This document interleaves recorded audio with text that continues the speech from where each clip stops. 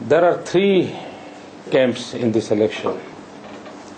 One is BJP-led NDA. Second is Congress-led UPA. And third is those who left UPA, those who are not accepted to anyone, they are working as a third front.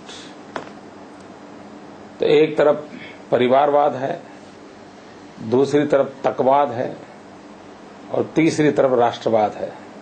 तो ये तो हो गई situation.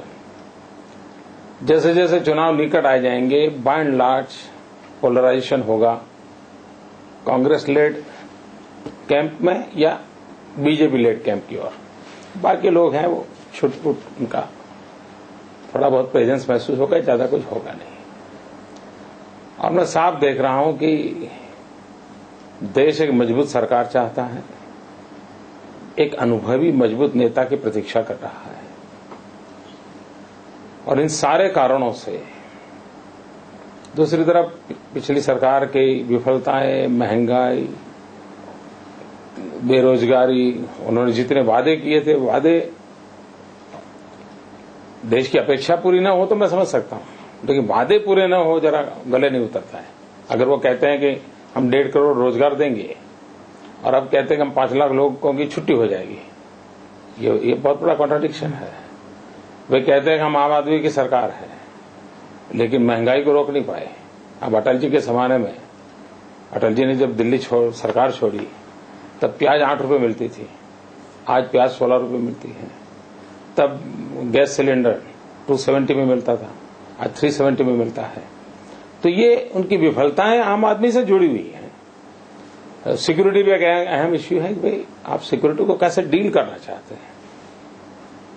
अब जब तालिबान पूरे पाकिस्तान पर कब्जा कर रहा है, कराची तक तालिबान पहुंच रहा है, तो स्वाभाविक है कि देश के सामान्य मानवी को चिंता है कि भाई हम किसके भरोसे रहेंगे. ये बहुत से कारण हैं जो अल्टीमेटली यूपीए को रिजेक्ट कर रहे हैं, डॉक्टर मनमोहन सिंह जी को रिजेक्ट कर रहे हैं.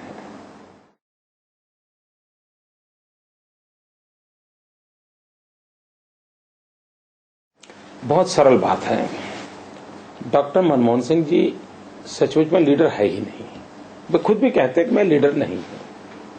और देश कोई एकेडमिशियंस नहीं चला सकता, देश लीडर चला सकता है.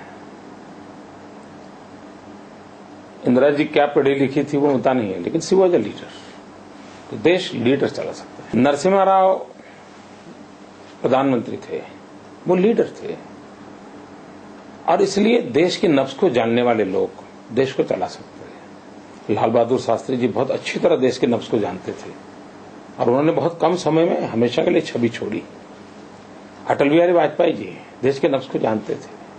मोरारजी भाई देसाई देश के नब्ज को जानते थे.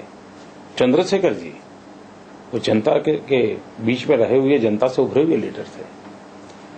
बाद में देवेगौड़ा जी कर्नाटक से बाहर नहीं निकले. गुजराल साहब को तो कोई वो दावा भी नहीं करते.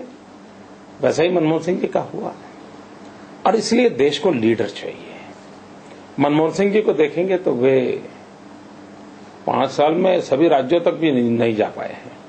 जो अडवाणी जी वो नेता हैं जो हिंदुस्तान के 400 जिलों में कभी न कभी रात गुजारी होगी.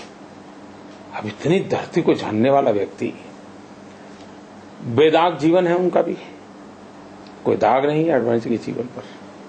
कई बार मंत्रिपरिषद का उनका अनुभव है और जितना कार्यकाल उनको काम मिला है उस काम को अच्छा माना गया है. जब भी मिला है, चाहे वो दिल्ली मेट्रोपॉलिटन काउंसिल के एग्जीक्यूटिव थे या देश के इंफॉर्मेशन डिपार्टमेंट को देखते थे या डिप्टी प्राइम मिनिस्टर थे, वो जनता के बीच से निकले हुए नेता हैं. तो बहुत बड़ा फर्क है.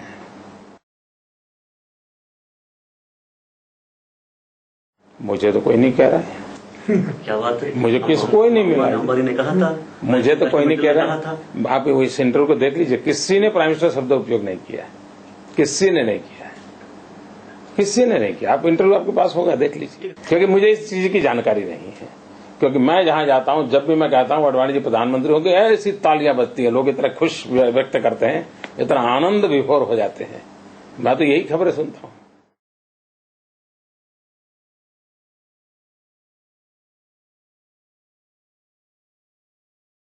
आप आडवाणी जी और मनमोहन सिंह जी में फर्क कैसे करते हो? अगर एज को ही आप आधार बनाते हो। लोग कहते हैं कि मैं लोग की बात कर रहा हूं ना।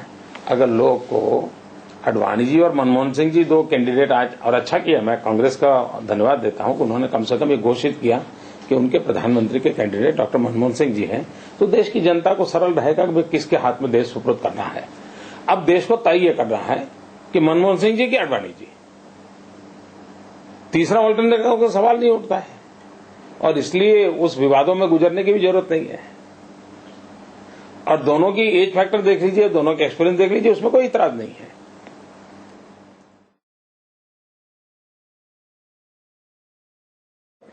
Actually, I am not a manager. I am simply an organizer. And since my childhood, I had a training in RSS, so I know the human wealth and what is the value of the human wealth and how to use the human resources, how to do a teamwork. This is my training, and because of I got the exposure in as a CM, so I got success. It's my responsibility. I have to deliver the good. It's my commitment to the people of Gujarat. And if anything new is there, I'll have to learn. I'll learn it. In a way, I'm a student.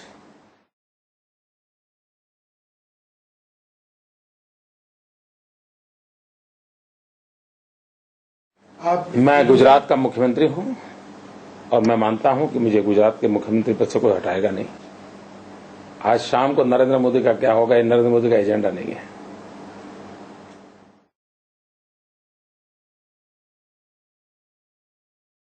जी नहीं, हिंदुस्तान में कोalition का era रहेगा, लेकिन अच्छा होगा कि national party की ताकत भी हो और रीजनल पार्टी उसके साथ जुड़ करके उसको स्ट्रेंथन करे। That will be the best model. Atal Bihari Vajpayee ji ने जो मॉडल दिया था गवर्नेंस का, कि भाई कैबिनेट के अंदर कंसेंसस पैदा करना और फिर निर्णय करना, that was the best model.